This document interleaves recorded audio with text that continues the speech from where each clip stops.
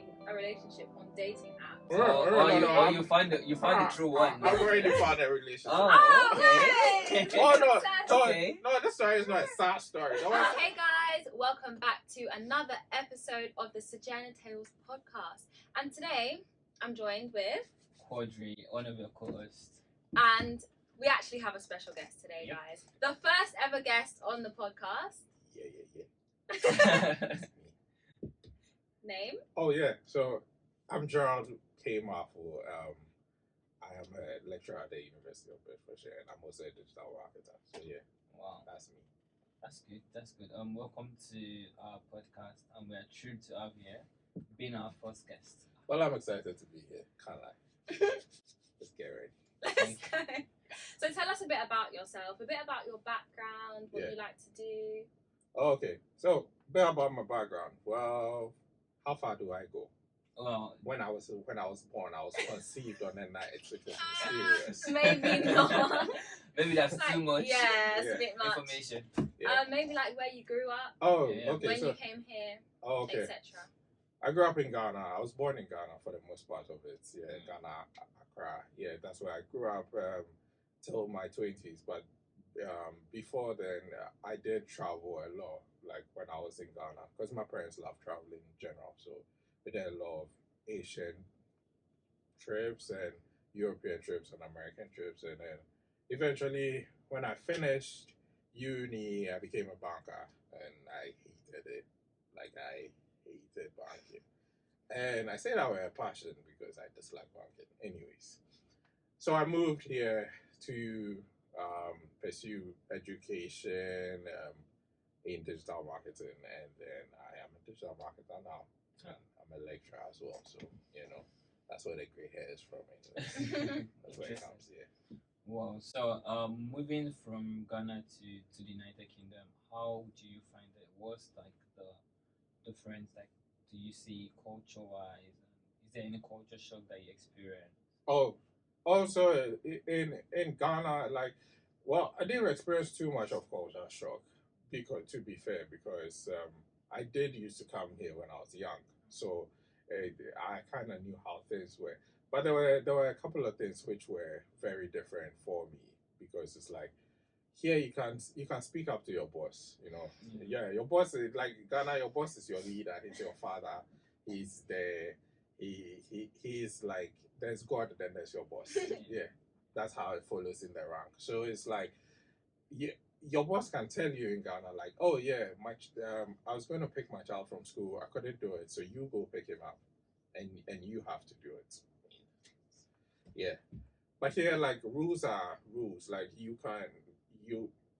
there are things which are not under your job description, and you shouldn't do it. And that was a very big thing for me.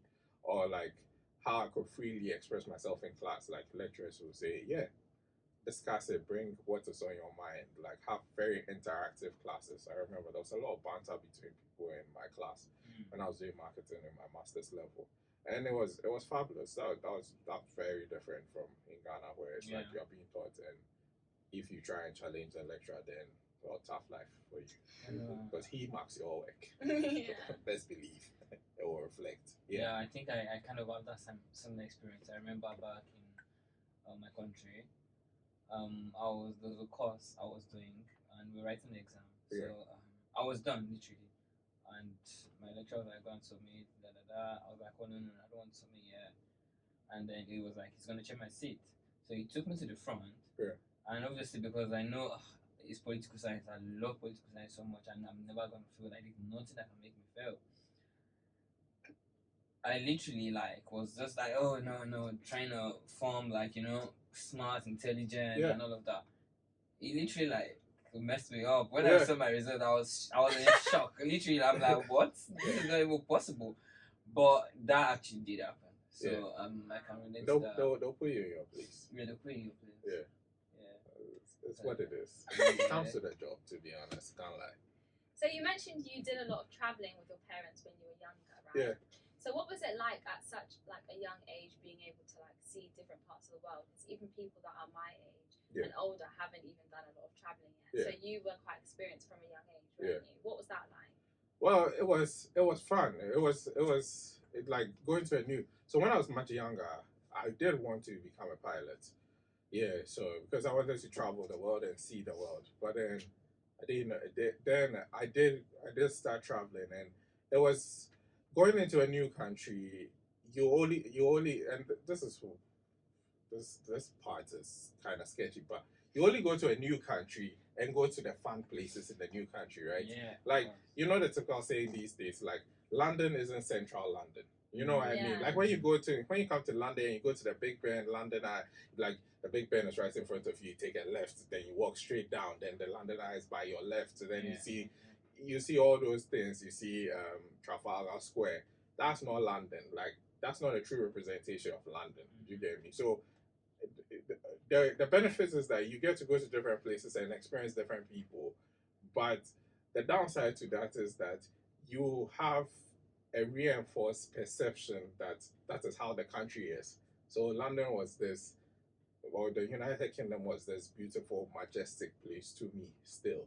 You know what I mean? Like it was this lovely place. I remember going to Norway and I went to Oslo and I went to the oil rig and we did a museum tours, and Oslo was just this nice, beautiful, quiet environment, but it's not the true representation of Oslo. Moving here now, I know the difference, but when I was a kid, we had some adventures. I fell off an escalator twice. So, like, Wow. yeah, I know. Yeah, because the trips are never, because we did a European trip, and the trips are never. My dad likes to wing things, and it's not good to wing things when you have children who are 10 and like 7. Yeah, a lot of things do happen. Like when I fell off the escalator, that story is kind of sad. The train was right in front of. The train was going to leave on the tracks that we were in. We didn't hear the announcement. They only announced it in. They only announced it in Dutch. And the actual train that we're supposed to go with was behind us. And so when he announced it in English, it was very little time. So I was running up the escalator thinking, oh, I'm going to go call my parents to come down. And then I went on the opposite escalator, the one which is coming down. Oh, wow. And then I reached halfway through and I slipped. And then everything went left. Tore up all my shit. And that's what it is. But yeah, so in general, it was fun. Oh, I loved it. Yeah. So moving to the UK, you obviously acclimatized yourself with the culture, the environment, and what was the experience like for you, and how have you been able to like maneuver through side orders of job, work, relationships, and all of that? Relationship. Put that one down. I mean, people really say it's hard to like get relationships in the UK. Like what? Like to date someone or to. Well, I don't want to be political here, but I mean, I don't want to be political here. So have you found the difference in like the romantic department? Oh yeah, that's a huge difference. What are the differences? Exactly. So in Ghana, this is what happens. In Ghana, obviously, a majority of the people are my skin color, are dark, right? And we don't have, even in the capital city, we don't have as much diversity in Ghana like we do have here. So there's not a lot of like white, Asian. There are just very little clusters of them, less than a percentage of the population. So what ends up happening is the differentiating factor when it comes to approaching a woman isn't my skin color. It's other things. It's whether it could be money, it could be how good you look, or how well you speak. Those are other differentiating factors. So obviously I am the male, and then I chase, right? Because this is the world we live in. I have to chase. It's not like I'm walking there and then women are chasing me. Yeah. So when I moved here, there's a I have to deal with different types of prejudice. There's the skin color prejudice. There's my accent prejudice. Do you get me? Like, I'll tell you something that you probably will not consider. Like, when I was on Tinder, I used to, before I meet somebody for a date, I would or Bumble, whichever one it is. Because I said Tinder, everybody's looking at me like I'm the weirdo who's on Tinder. Okay. It's funny, I didn't expect you to say that. Yeah, because everybody meets a girl in public. Oh, I'm sorry. Anyways, yeah, when I before I would meet a girl, I would tell her like, yeah, I'm African, and I just tell her I'm African and I'm Ghanaian to be specific, and I only moved like 2 or 3 years, so that I know like they're gonna hear the accent they are going to hear. It might be the exaggerated accents they think of in their brain, but at least they know that if they agree to a date, this is the person who's going to show up. Yeah, just because I've gone for minds. a date where I forgot. Legitimately, I actually forgot to tell the person I'm African. And when I spoke to the person, because on text message, I'm a kin. You get me? Yeah, I use all the verbal lingo that everybody uses. I'm very crafty with words, by the way. Yeah. Riz. That's why I'm called the candy man. The candy man. Yes. I'm extremely good. Oh my god, it's cringe. It could be cringe, but it's true. Cringe. True though. Anyways. Yeah. And I legitimately forgot to tell her, like, yeah, I'm African. I do that whole routine. Yeah, I'm African. I moved into it. I forgot to tell her. And I met her. And when I spoke to her, it hit her like a brick. You know what I mean? Her facial expression. You could see it on her face. Yeah, made me know, like, yeah, I'm not the person I envisioned. Do you get me? Yeah. Not like, I wasn't catfishing her because all my pictures are my pictures. But yeah. And that is like some of the nuances that makes dating a bit different. And oh man, I can't go on. And also, I need to let them know that I'm not, especially if the person's of a different race, I almost make an emphasis to make them know that I'm not here to get married to them to get a visa to stay. Yeah, it might never cross anybody's mind, but like I have had instances where people insinuate that, like, oh, are you here to, or they will say a story, but I know the story, they didn't live that story. They'll just say a story to kind of show that, oh, they are not down for if you want their visa or their questioning your love and so yeah, it is. It's okay. It's kind of, he went through the same thing. It's kind of hard. It's hard in these streets. Koji, can you relate? I can't relate properly. Really? Yeah. What happened? It's just, when everybody's seeing you as, especially coming in as a student, and everybody's like, oh, you're a student, and in fact, if you're on the dating site and you put your students, literally, I best believe you're getting ignored. You just see like people swiping off, like students. Even sometimes, I even tell you this. I didn't know this myself and a guy on the train. Or sometimes there was a train service delay, and we started talking. He's from Zimbabwe, but he moved here quite young. He moved here when he was 18, and we started talking, and we started bonding about all these things, and even sometimes that's not the West end. Sometimes the West end is that I get a conversation going because I can text really well, but I get a conversation going. And then I say, oh yeah, they're like, where do you live? I'm like, I live in Luton. Then boom, the next nobody's responding to that message. I'm telling you, this had happened like 4 times. And it can't be coincidence. Because I had data. Yeah. We know that. It's like, hey, how you doing? It's on red. For like 5 messages, she's done. So you're saying like the place you also live also like influences like it's a reflection of it. It is. It's a reflection. But I mean, that's what I'm saying. Like the categorization. I don't want to sound too like specific, but the categorization of the person I am based on my skin color and my race and my ethnicity counts a lot more here. Yeah, and it's what it is. It's not. I'm not offended. I get it. That's what happens. There's prejudice and it exists for a reason. Yeah, I mean, so how were you able to like, like just come to terms with the fact that that's just what it is? Because some people do struggle with it. Oh, yeah, it's gonna sound very cringe right now, but it's a numbers game. G game. Yeah. It's a. At the end of the day, like my perception of it is, you're supposed to end up with one person. Do you get me? So if you're talking to 6 people and 5 people have a problem with that, and the one person doesn't have a problem with that, maybe that's the person you should be with. Do you get me? Yeah, because So- I can't change that. Sure. Are you still like pursuing a relationship on dating apps? You find the true one. I've already found a relationship. Oh, okay. okay. Oh no, Okay. no, this story is not a sad story. No, no. Let's rewind. No. Now, you were asking me what were the nuances in that. Mm-hmm. I was telling you the nuances, but there were a lot of successes before I You started should have dating. started with that. You should have said, "I'm in a relationship now, but."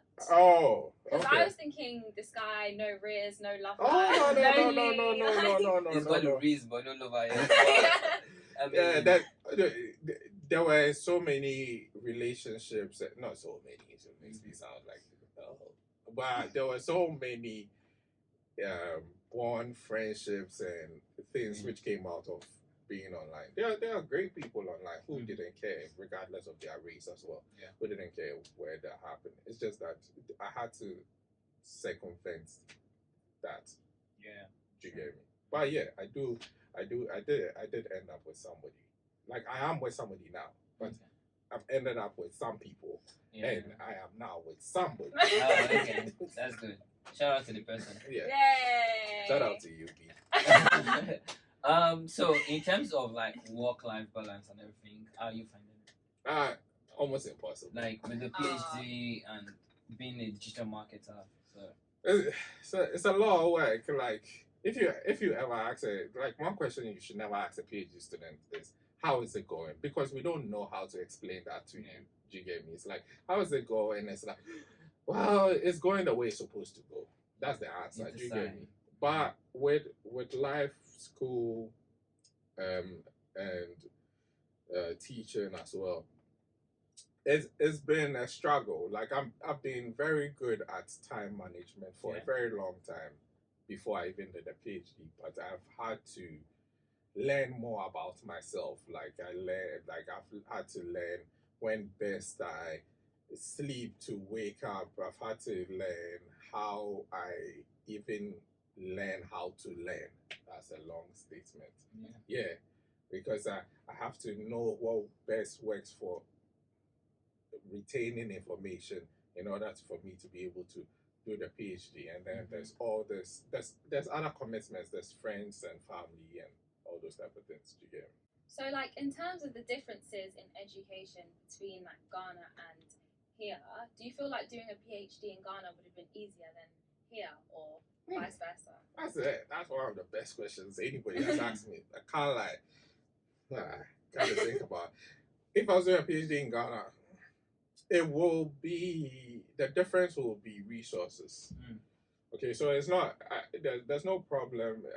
In Ghana, doing a PhD, obviously there'll be professors and there'll be guidance, but the resources that I would need to get to where I need to get to, I think might lack, to be honest. Because here, like in the University of Bedfordshire, we have multiple classes for different things that you need to learn in your road, and we have writing retreats where I go for every single year. So it would have been different in terms of the resources I would have gotten in order for me to get to where I need to get to. Would you say it was, sorry to cut you, would you say it was like the uni specifically that kind of like gave you all these opportunities, or just being in the UK, or was the uni kind of like a stepping stone? No, the uni was definitely part of it was one of the big stepping stones. Like when I came to the uni, I came from Yusuf, so like our goal was to take over every opportunity that came. I remember we went to the career and guidance services for them to check our CV and whatnot. It's like whatever is available, we are going to use it. We're going to maximize it because we pay a lot of money to be here. I mean, we're not here for free. Okay, so our parents are paying a lot of money for us to be here. So we were using all the opportunities. The University of Bedfordshire did some great jobs to help us to get to where we wanted to get to. Like I joined the marketing club. It made me work with businesses, small, medium enterprises. It made me put my ideas there and refine my ideas. And it's even through that I'm working right now as a digital marketer for a company. So it's been great. Obviously, the UK has a lot of opportunities to provide. So it kind of like funnels down to the university, and then the university funnels down to those who want to take the opportunity. So I think one of the major issue I see is that when people come to uni and all of that, they don't really like kind of make use of these resources that university do provide, because they are more keen on like doing the outside job of like, let's do the healthcare, the support and all of that, and they kind of neglect the voluntary work or the university career services and opportunities. And I feel like that's one great way to actually break barriers. Like it once breaks you big barriers. like you get, these are the things where you need to actually focus on. I mean, it's good to get the money, right? However, the long run, you need to also ensure that you have something tangible in your CV that you'll be able to present, which is what you've done. You've done that perfectly well. Well done. Oh, thank you. But it's exactly what you're saying, because it's like when you come here, because I was a banker before I came here. But when I came here, I started working in Amazon as parking and delivery. Do you get me? And it's not a demeaning job by any status. Of course. True, real workers are there who do good work. It's just that I paid a lot of money to be here, so I was thinking, okay, I was going to do something for myself in an area I enjoyed. That's digital marketing. But to break barriers, you have to take advantage of the opportunities that uni gives you. It will give you just that little stepping stone for somebody to trust you, to do work for them, for you to be now in the industry. Then you can go on from there. So both of them did help. Yes. To answer your question in a long-winded way. And where do you want to be after your PhD? Wow. Only ask the big questions. Where do I want to be? Yeah, well, for now, I want to be a lecturer in the uni, ideally in the uni, because I live down the street, so I cross the road and I'm in the uni. I'm serious. I only use 4 steps to get to the uni, and that's the shortest journey ever. Yeah, but I want to teach digital marketing, because I know there's an area which lacks in digital marketing that the students don't get. And then, but then I also want to partly have my foot in the industry, do consultancy in the industry, work in the industry, even if it's just 10 hours a week. I feel like that will bring so much value to what I teach. So those are the two things. My future down the line, I will establish like a digital marketing firm. Okay, that's good. Ambitious. Yeah. Only big dreams. Yeah, that's good. So you're a lecturer, right? Yeah. So obviously you know, like you said, there's a massive difference in terms of education between like in Ghana and in the UK. Yeah. But you being on the opposite end as a teacher rather than a student, how have you found the differences like in the attitudes of the students compared to here in Ghana? Well, the students they are universal. They're the same. They behave the same way. They don't want to be in class. Yeah. I mean, like somebody told me once. One of the lecturers told me once, like, don't stress about the students, because think about yourself when you were students. Were you who you wanted to be?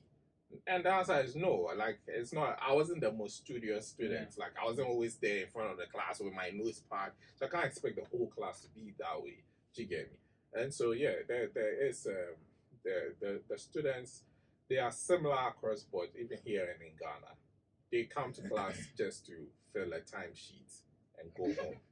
I guess it is. I listen to this guy. I don't know whether you know him. It's called Neil deGrasse Tyson. He's an astrophysicist, and I like his stuff. And he's a science communicator. So he breaks science down for it to be palatable to everybody. And he says that like education, and that's what I've taken on myself. He says being an educator is inspiring somebody so that a person will realize that learning isn't just when we're in a classroom, it's for life. And that's what I'm trying to do. So my marketing class, I run experiments. That's what I do. And it's not even in the syllabus, but that's what I do, so that when they go out there, they're curious enough to run experiments for themselves. Then they can test against principles they have learned. Because you spend more time in the world than in school. Even if you go to school till you're 40. I think the emphasis should be on practical skills rather than the theory aspect, because like at the end of the day, what you've practiced you won't forget, but what you read you potentially would forget at the end of the day. I mean, because there are too much information that Yeah. your brain can just take at once. But when you've practiced that, Yeah. then obviously you can't forget, you master it. Like, even Yeah. when you see it somewhere, you're like, oh yeah, I've done this before, and then you're able Exactly. to like get hold of it. And then before we go, I just want to know what made you come to a podcast? Oh, what made me come to your podcast? Oh, well, my friend is Yusuf. Yeah, obviously he has been mentioning like, oh yeah, he's gonna do a podcast, and he had showed me snippets of his idea, and me and him, we've always supported each other. You get me? And he showed me where the direction of it was going to go, and I thought to myself, yeah, I want to be part of it, any way to help. So I came to represent and to be part of it. I love podcasts anyway, so yeah. And partly because I like to hear myself speak. I'm that person. Wow. I'm that person who records a voice note, sends it, and listens to it. Oh, That's wow. Okay. Oh, wow. So not only do you have breeze, or you like typing, it's like listening to yourself. Interested. Yep. This man is full of himself, no? 100%. I was going to say that, but I didn't want to be rude, so I'm glad you said it. Yeah, I'm full of myself. Well, I mean, it's good. All right. So before we end the podcast, we're going to do like a game called Destination Dilemma. Okay. I don't know if you've read about it or. Not really, but I'll try my best to play it. So like it involves you like kind of telling us about what country you've been to, and like or that you probably will not go again. Yeah. Or maybe you had an experience that kind of changed your mind about going to the country, or like you like, no, I must still go there again and change the experience and stuff like that. Oh, okay. Yeah. Okay. So can you tell us one country? Okay, so I guess it is between the two countries, right? So it is between Norway and Denmark. Oh, okay. Yes, it's the sea between Norway and Denmark that I don't want to go again. So when I went to Norway when I was young, I was about maybe 17. I went to Norway. We did a lot of things in Norway. We're coming back. The whole trip was part of that whole trip was terrible because they charged us for using a ferry, but we were not they charged us for using a car into the ferry, but we didn't use a car into the ferry. That person swindled us, so I'm coming for you. Yeah. I'm coming for you. Yeah. And we found that out when we were on the ferry. But partly, I was the person who recorded everything. I used to have these cameras that record everything. So I was the person who was recording everything. And I never realized that I was seasick until then. So I had this massive seasickness. I dropped my camera on the ground. I misplaced the camera battery because the battery used to slide at the back. I misplaced the battery. And the whole ferry ride to Norway was terrible. It was like I couldn't keep my eyes open, wanted to fall off. And then we get to Denmark, and we get to a very little village in Denmark, and there was only one bus which is going to take us to the town center in Denmark. And if we miss that bus, we will not get a bus for 2 weeks. Oh. Wow. Yeah, we get stuck there for 2 weeks. And my dad doesn't know the exact bus because I told you my dad likes to improvise. So now my little sister and I and my dad and my mom, little sister is shaking in her boots, and my dad is talking to this man who does not understand English, and he's speaking Danish. My dad is speaking English, and we don't even know what communication is going between them. He's saying he's going here, the guy's saying no, he's going there. And basically, if I could do it all over again, I'll do that trip all over again. I will fly instead of going on a ferry. And I'll go to that little village. Wow. Yeah. Well, I'll go with a tall guy. Yeah. Oh, that must be so sad. Well, that trip gets worse. You couldn't even enjoy your vacation because of being sick. Yeah. I mean, that trip gets much worse. That's the same trip I think the worst thing that can happen to anybody is going on vacation and becoming sick. Yeah. Oh. Yeah. Just ruins it. So did you end up getting on the bus? Yeah, I got on the right bus. Okay, good. Yeah. Okay. Got on the right bus and got to another place and we missed the train. Oh. Yeah. Wow. Then I fell off an escalator. Oh. Then we got onto another train, and then we got stuck in the Netherlands on a Pride month. I think it was a Pride month, so we got stuck in Netherlands. All the hotels were booked, fully booked. So I would try to sleep in Schiphol Airport in the toilet, and that was the worst thing. And then wow. yeah, I know that trip. The whole episode has to be done. It was a Euro trip. It was the worst trip. My parents and I, we talk about it now and we laugh about it. Yeah, but it was really bad. Yeah. Wow.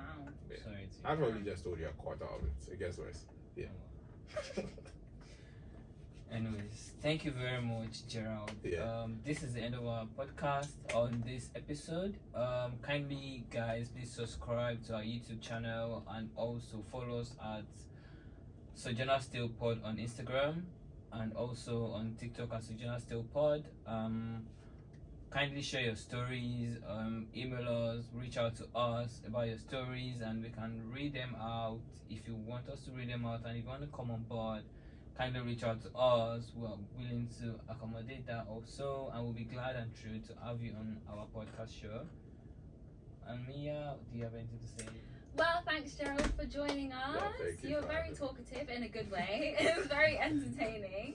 Yeah. But yeah, basically everything Quadri said. If you guys have a destination dilemma that you want us to share, we'd be more than happy to read it out. You know, we're nosy. We love listening to people's business. So Definitely. we're excited. So, but thank you so much for listening in. Thank you for joining us, and we'll definitely see you next time. And don't forget, Radio Lab 97.1 FM would also be showing what's it called, hosting the show also. Please kindly tune in and listen every Wednesday. Thank you. Bye. Bye. Bye.